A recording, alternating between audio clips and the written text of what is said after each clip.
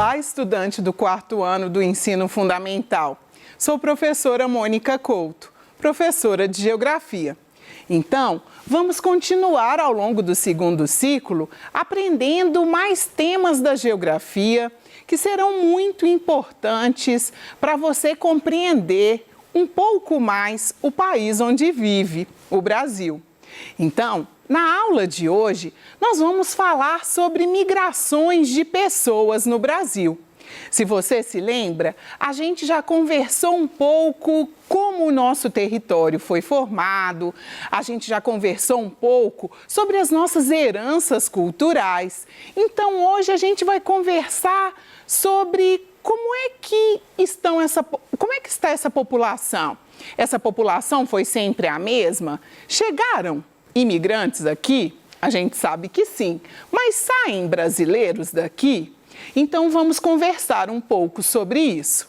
Na aula de hoje, então, vamos juntos descrever o que é migração. Que conceito é esse? Nós vamos reconhecer que as pessoas podem deixar o lugar onde nasceram e ir em busca de outros lugares. E nós vamos perceber também e tentar compreender quais são os motivos que fazem com que, então, uma pessoa nascida em um determinado lugar tenha o desejo ou a necessidade de abandonar esse lugar e buscar outros lugares. Então, você deve estar aí se perguntando: as pessoas sempre moram no lugar onde nasceram? E aí eu te dou um tempinho para você pensar na sua família. Pensa aí na sua família, todas as pessoas, principalmente os avós, os tios, pai, mãe, eles moram na mesma cidade que eles nasceram? E aí, para a gente refletir, eu trouxe um trechinho de uma música de Chico Buarque que chama Para Todos. E nessa música ele diz: o meu pai era paulista, meu avô pernambucano, o meu bisavô mineiro, meu tataravô baiano. E aí, só para você ter ideia de que estados são esses no mapa do Brasil, eu trouxe para você destacado com o nome, então, esses estados que o Chico Buarque destaca, então, nesse trecho da música. Se a gente fizer uma análise bem rapidinha desse trecho, dá a entender que a família dele é uma família que mudou de lugar. A gente não sabe ao certo onde é que essa família hoje está residindo, mas a gente percebe uma diversidade aí. Olha, o pai é paulista, o avô pernambucano, o bisavô mineiro e o tataravô baiano. Então, há uma diversidade de lugares aí dentro dessa família do autor, né? Afinal, como então ocorrem as migrações? Por que então que essa população se desloca entre diferentes lugares? A migração, então, ela ocorre quando uma pessoa ou um grupo de pessoas deixa o seu lugar de origem para fixar residência em um outro lugar. E aí, a gente pode dizer alguns tipos de migração. A gente pode dizer da migração do campo para a cidade, que é essa migração quando uma família, por exemplo, deixa o espaço rural, ou seja, o campo, e migra para a cidade. Quando isso acontece com um grande número de pessoas, quando a gente fala assim, um contingente de pessoas migrou do campo para a cidade. Isso aconteceu no Brasil. A gente chama esse fenômeno de êxodo rural. Então, quando a gente está dizendo de uma migração de grande número de pessoas do campo para a cidade, êxodo rural. Mas que outras migrações podem acontecer? A gente pode migrar entre municípios. Uma pessoa que mora, por exemplo, em Belo Horizonte, pode migrar para Juaíma, por exemplo. Aí a gente está dizendo de uma migração entre municípios. A migração, ela pode acontecer também entre estados, como deixa assim na inferência no trecho da música. Ou seja, lá alguém migrou. Pode ser de Pernambuco para Minas, pode ser de Minas para São Paulo. Então, lá fica evidenciado essa migração entre os estados brasileiros. Mas a migração, ela pode acontecer também entre países. E aí, se a gente pensa na história do Brasil, o Brasil recebeu população vinda de Portugal. Hoje, é comum brasileiros migrarem para os Estados Unidos, para países da Europa. Então, quando a gente diz de uma migração que é entre países, a gente está dizendo de uma migração externa ou internacional. Quando a gente está dizendo de uma migração dentro de municípios de um mesmo estado ou entre estados, a gente está dizendo de migrações internas. E aí, a mudança pode ser temporária ou pode ser definitiva. De repente, o seu responsável recebe uma proposta de trabalho e vocês mudam de estado. E isso vai ter um prazo, porque esse trabalho, por exemplo, vai durar 1 ano. Então, essa migração ela é considerada temporária. Mas essa migração ela pode ser considerada definitiva também, se essa mudança faz com que aquela pessoa não mais retorne. Ela pode ser voluntária, espontânea, ou seja, a pessoa pelo seu desejo, pelo sonho de repente de estudar, de ter uma vida melhor, ela migra, mas ela pode ser uma migração forçada. E aí a gente vai conversar um pouquinho quais os elementos que podem fazer com que uma migração seja forçada. Então, a gente pode trazer alguns deles.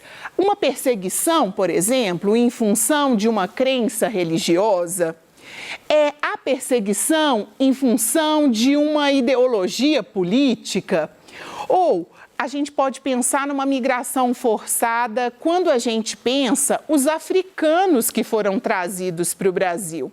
Eles não vieram de forma espontânea. Não era um desejo vir para o Brasil. No entanto, é um imigrante que foi trazido de maneira forçada. Então, a migração, as migrações, os movimentos, eles seguem esses aspectos que a gente vai dizendo ao longo do tempo. E aqui, pensando lá, a lei da migração do Brasil tem alguns conceitos que é importante a gente conversar sobre eles. E que conceitos são esses? 2 que você às vezes fica em dúvida: o emigrante e o imigrante.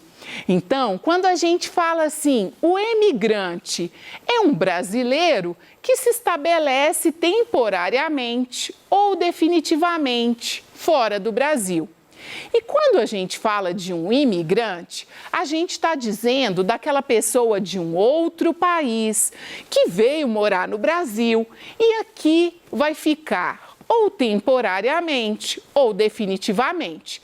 Então aqui, quando a gente fala migração, a gente está dizendo desse movimento geral. Quando a gente quer dizer saída, a gente diz imigrante, e quando a gente quer dizer chegada, a gente diz imigrante. Aqui tem 2 outros conceitos que a legislação traz, que é o apátrida, ou seja, aquela pessoa que não consegue dizer que ela é de um determinado país. Então, quando a pessoa te pergunta assim, qual a sua nacionalidade? Imagina que você está preenchendo um formulário lá na escola. Quando pergunta a sua nacionalidade, está perguntando qual é o seu país de origem. No caso do apátrida, é uma pessoa que por algum motivo ou do país, do estado-nação dele ter desaparecido por algum motivo, ter sido transformado em outro território, ele não pode dizer que ele tem uma nacionalidade. E aqui eu já aproveito para te dar uma dica. Quando você estiver preenchendo um formulário e perguntar então a sua naturalidade, a pessoa está querendo saber em qual município você nasceu. Então, as duas coisas elas podem aparecer. Quando a gente diz de um visitante, geralmente os turistas são considerados visitantes. Mas a gente tem também, às vezes, professores que vêm de um outro país, dá cursos no Brasil e ficam um curto espaço de tempo. Então, eles também podem ser considerados visitantes. Ou vêm, às vezes, numa característica de fazer turismo ou vem para estudar por uns 2, 4 anos, dependendo do curso. Então, a gente tem também esse conceito de visitante.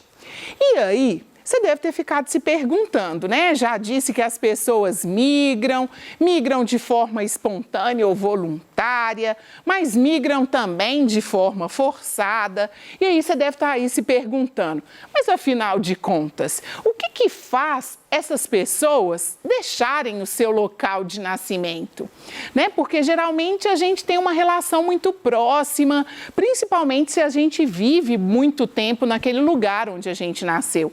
Porque às vezes as pessoas, elas nascem num determinado município e logo a família já migra. Então, você às vezes tem pouca identidade com aquele lugar. Mas quando a gente tem identidade com o lugar onde a gente nasceu e viveu muito tempo lá, isso dificulta um pouco a gente entender, então, por que as pessoas migram. Mas então, as migrações, elas têm alguns motivos. E o motivo ele pode ser econômico, ou seja, de repente, na região onde você reside, onde a família reside, a condição de trabalho está precária. E então, essa família ela resolve migrar em busca de melhores condições de vida. Pode ser por algum motivo cultural. Às vezes, a pessoa não está se identificando ou às vezes está sofrendo algum tipo de desconforto em função do seu modo de vida e ela é obrigada a migrar. Os aspectos religiosos, geralmente, eles estão associados a uma migração que é forçada. Às vezes, em um determinado território, você tem dificuldade de professar, então, a sua crença. A gente pode pensar um pouco naquela região do Oriente Médio, né? Onde árabes e judeus, eles têm essa dificuldade, às vezes, de convivência e, por muitas vezes, grupos foram expropriados, ou seja, foram obrigados a sair do seu território. Existem os aspectos políticos, se a gente pensa na história do Brasil, né? No período da ditadura, por exemplo, algumas pessoas foram obrigadas a saírem do Brasil. É o que a gente chama das pessoas serem exiladas. Então, algumas relações políticas, às vezes de ocupação de um determinado território, faz com que as pessoas migrem.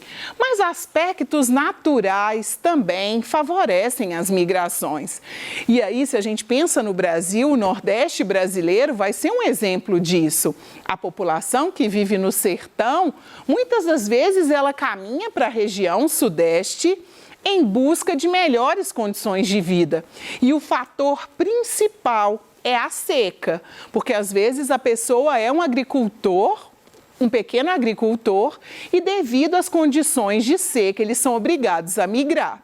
Os terremotos, as enchentes, essas grandes catástrofes naturais, tsunamis. Se a gente pensa o Haiti, por exemplo, o Haiti foi assolado por terremoto e grande parte da população haitiana migrou. A gente vai observar que no Brasil, né, recebemos muitos haitianos, em função, então, de um fenômeno natural, uma catástrofe natural, como os terremotos.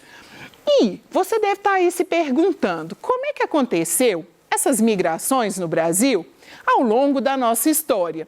E aí, aqui, eu retomo com você conceitos que a gente já conversou. O Brasil, então, a história do Brasil, ela se faz a partir do achamento do nosso país, né? Vamos dizer achamento, porque aqui já viviam os indígenas, então nós não vamos dizer de descobrimento, né? Aqui já vivia um povo. Então, a partir do momento que esse colonizador ele chega no Brasil, começam então a intensificar esses movimentos migratórios. E aí a gente vai ter a chegada de um grande contingente de imigrantes, ou seja, pessoas que vieram de outros países do mundo ocupar o território então que vai se formar e se constituir enquanto Brasil. E aqui a gente pode dizer de alguns desses povos. A gente pode dizer dos africanos, que já salientamos que foram trazidos não de forma espontânea, mas de forma forçada. Vamos dizer dos europeus, principalmente portugueses, os colonizadores do nosso país, mas também os italianos, que conversamos um pouco das suas influências, inclusive em Minas, né? Os alemães. E os asiáticos, né? Vai ter o contexto da vinda de grandes contingentes de japoneses para o Brasil, se a gente quer dar ênfase aos asiáticos.